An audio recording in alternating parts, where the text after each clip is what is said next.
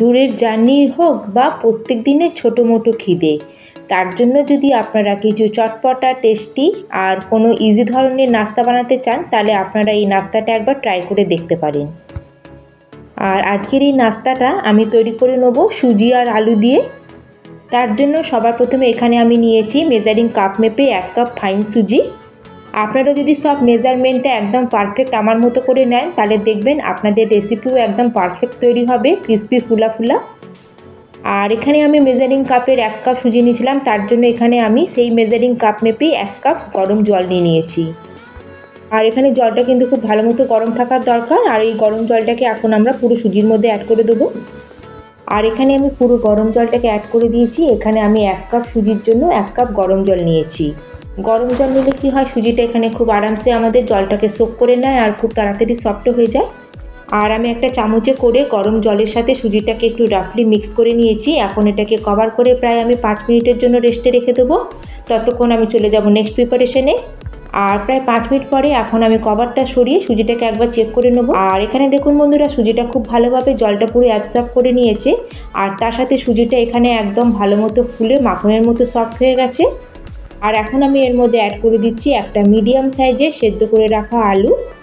আলুটাকে আমি আগেই সেদ্ধ করে গ্রেট করে রেখেছিলাম।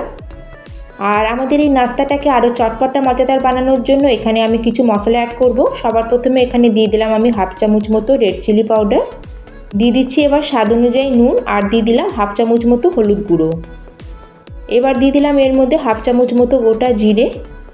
আর এবার দিচ্ছি 1 পিঞ্চ মতো হিং, এতে ফ্লেভারটাও খুব ভালো আসবে, তার সাথে আমাদের ডাইজেশনও হেল্প করবে। আর এবার দিয়ে দিচ্ছি আমি 1/2 চামচ মতো ধনে পাউডার, আর 1/2 চামচ মতো অ্যাড করে দিলাম এখানে জিরে পাউডার। আর এখন এর মধ্যে অ্যাড করে দিচ্ছি আমি 1/2 চামচ মতো জোয়ানটাকে হাতে নিয়ে একটু এইভাবে ক্র্যাশ করে এর মধ্যে অ্যাড করব। আর আমাদের এই পুরির লুকটাকে আরও সুন্দর করার জন্য এখানে আমি অ্যাড করে দিচ্ছি 1/2 চামচ মতো রেড চিলি ফ্লেক্স। আর এখন এর মধ্যে অ্যাড করে দিলাম 2-3 খানা মতো মিহি করে কুচানো কাঁচা লঙ্কা। আর এখানে লঙ্কাটাকে একদম ফাইন করে কাটবেন, যাতে আমাদের পুরিটা বেলার সময় কোনো অসুবিধা না হয়। তার সাথে অ্যাড করে দিলাম এখানে একদম মিহি করে কুচানো একদম ফ্রেশ ধনেপাতা। আর এখন আমি এর মধ্যে অ্যাড করব একটা সিক্রেট ইনগ্রেডিয়েন্টস, যাতে আমাদের টেস্ট তো ইনহ্যান্স হবেই, তার সাথে এটা এত খাস্তা তৈরি হবে যে মজা এসে যাবে। আর সেটা হলো বেসন। হ্যাঁ বন্ধুরা, শুধু এখানে আমাদের 3 চামচ মতো বেসন অ্যাড করতে হবে। আর আপনারা অবশ্যই একবার এই বেসনটা অ্যাড করে দেখবেন। বেসনটা অ্যাড করলে পুরি খাস্তাও তৈরি হবে, টেস্টও বাড়বে, তার সাথে সাথে এর মধ্যে যে ময়েশ্চারটা থাকবে সেটাও বেসন পুরো অ্যাবসর্ব করে নেবে। আর এখন আমরা এর মধ্যে অ্যাড করে দেবো আটা। তাহলে এখানে আমরা 1 কাপ সুজি নিয়েছিলাম, 1 কাপ গরম জল নিয়েছিলাম, 1 কাপ নিয়েছিলাম সেদ্ধ করে রাখা আলু, আর তার সাথে এখানে অ্যাড করে দিলাম 1 কাপ আটা। আর এখানে আটাটা অ্যাড করার পরে আমাদের একটা সেমি সফট ডো এখানে রেডি করতে হবে।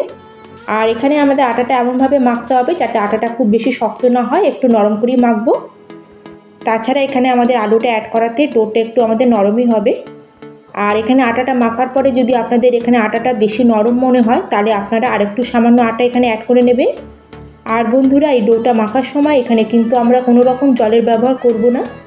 আর জল ছাড়াই এখানে আমাদের একটু নরম করে আটাটা মেখে নিতে হবে। আর এই আটাটা মাখার পরে আমাদের আটার ডোটাকে একটু রেস্টে রাখার কোনো দরকার নেই, সঙ্গে সঙ্গে এটাকে আপনারা বেলে ভাজতে পারবেন। আর এখানে দেখুন বন্ধুরা, একটা সেমি সফট ডো আমার রেডি হয়ে গেছে। আর এখন এর উপর দিয়ে দিচ্ছি আমি 1 চামচ মতো তেল। আর এখন আমাদের আবার তেলটাকে খুব ভালো করে আটার সাথে মেখে একটা সুন্দর আমাদের একটা ডো রেডি করে নিতে হবে।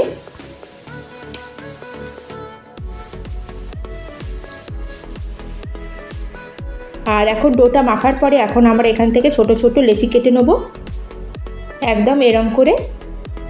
আর আমরা হাতটাকে একটু তেল দিয়ে গ্রিস করে এইভাবে আমরা সব লেচিগুলোকে আগে তৈরি করে নেব। আর এই দেখুন বন্ধুরা, আমার সব লেচিগুলো আমি এভাবে রেডি করে নিয়েছি। এখন এর উপর দিয়ে আমরা 2-4 ফোঁটা মতো তেল দিয়ে দেবো। এখন আমরা হাত দিয়ে সব লেচিগুলোকে ভালো করে একটু তেল দিয়ে এগুলোকে একটু গ্রিস করে নেব, তাহলে আমাদের খুব ইজি হয়ে যাবে বেলার সময়, আর আমাদের এক্সট্রা কোনো তেল লাগাতে হবে না সেই সময়তে। আর এখানে আমি চাকি বেলনিটাকে প্রথমে ভালো করে একটু তেল দিয়ে দুটোকে একটু গ্রিস করে নেব। আর এখন একটা লেচি নেবো আর হাত দিয়ে একটু হালকা হাতে এটা দাবিয়ে দেবো। আর এখন এটাকে আমরা হালকা হাতে বেলে একটা পুরির মতো তৈরি করে নেব। আর এটা আমাদের এমন বেলতে হবে যাতে খুব বেশি পাতলাও না বা খুব বেশি মোটাও না। আর এই দেখুন বন্ধুরা, এইভাবে আমি সব পুরিগুলোকে আগে তৈরি করে নেব। ধরুন কেউ প্রথমবার বানাচ্ছেন বা ব্যাচেলার আছেন, তাহলে আপনারা প্রথমে এইভাবে একটু বেলে নেবেন, টেরা বেঁকা হলেও কোনো অসুবিধা নেই। তখন আপনারা কোনো টিফিন বক্সের ঢাকনা বা বাটি দিয়ে এটাকে কেটে নেবেন, তাহলে আপনাদের সাইডগুলো একদম ইভেন হয়ে যাবে। আর প্রথমে আমি এইভাবে 5-6খানা পুরি আগে বেলে নিয়েছি, তাহলে চলুন এখন ফ্রাই করে নেব। আর এখানে আমি কড়াইতে প্রথমেই তেল গরম হতে বসিয়ে দিয়েছিলাম। আর পুরিগুলো ভাজার সময় খালি একটা জিনিস আমাদের খুব ভালো মতো খেয়াল রাখতে হবে, যাতে তেলটা খুব ভালো মতো হাই হিটে একদম গরম থাকে। পুরিগুলো তেলের মধ্যে দেওয়ার পরে যখন আমাদের পুরিটা তেলের উপরে ভেসে আসবে, তখন আমরা ছানটা দিয়ে হালকা এর উপরে একটু প্রেস করব। আর আবার ছানটা দিয়ে আমরা উপর দিয়ে একটু গরম তেল দিয়ে দেবো। আর দেখুন বন্ধুরা, এইভাবে করলে আপনাদের পুরিগুলো একদম বেলুনের মতো ফুলবে। আর এইভাবে উল্টে পাল্টে আমরা দুদিকটা ভালো মতো ফ্রাই করে নেব। আর তেলটা যদি বেশি গরম থাকে তাহলে আপনারা এই সময় গ্যাসের ফ্লেমটাকে মিডিয়ামে করে নেবেন। আর এই দেখুন বন্ধুরা, আমাদের রেডি হয়ে গেল খুবই খাস্তা, টেস্টি আর একদম ফোলা ফোলা আলু মশলা পুরি। আর এটা আপনারা দেখেই বুঝতে পারছেন। আর যেভাবে আমি আপনাদের মেজারমেন্টগুলো বলেছি আপনারা সেটা অবশ্যই ফলো করবেন। আর এটা তো বাচ্চাদের জন্য অল টাইম ফেভারিটই হয়। আর বাচ্চারা এটা টিফিনে খেতে খুবই ভালোবাসে, তাই বাচ্চাদের টিফিনে হোক বা অফিসে এটা খুবই একটা ভালো রেসিপি। আর এখানে দেখুন বন্ধুরা, আমাদের আরেকটা পুরো এভাবে একদম ফোলা ফোলা আর ক্রিস্পি তৈরি হয়ে গেছে। আর সব পুরিগুলোকে আমরা এইভাবে ফ্রাই করতে থাকবো। তবে বন্ধুরা, আজকের আমার এই রেসিপি আপনাদের কেমন লাগলো অবশ্যই আমাকে কমেন্ট করে জানাবেন। ভালো লাগলে একটা লাইক করবেন, শেয়ার করবেন। আর চ্যানেলে যদি নতুন বন্ধু হয়ে থাকেন তাহলে প্লিজ চ্যানেলটিকে সাবস্ক্রাইব করে দেবেন। আর এই পুরিগুলোর টেক্সচার আপনাদের দেখাচ্ছি দেখুন বন্ধুরা, আর আওয়াজই আপনারা বুঝতে পারবেন যে কতটা খাস্তা তৈরি হয়েছে। আর এ তৈরি হচ্ছে একদম ক্রিস্পি আর ক্রাঞ্চি। আর এরকম খাস্তা তৈরি হলে এর সাথে আর কোনো সবজিই লাগবে না, আপনারা শুধু এটা সস দিয়ে খেয়ে নিতে পারবেন। তাহলে বন্ধুরা, আজকের মতো আমি এখানেই শেষ করলাম। আবার চলে আসবো অন্য একটি নতুন রেসিপি নিয়ে। ধন্যবাদ।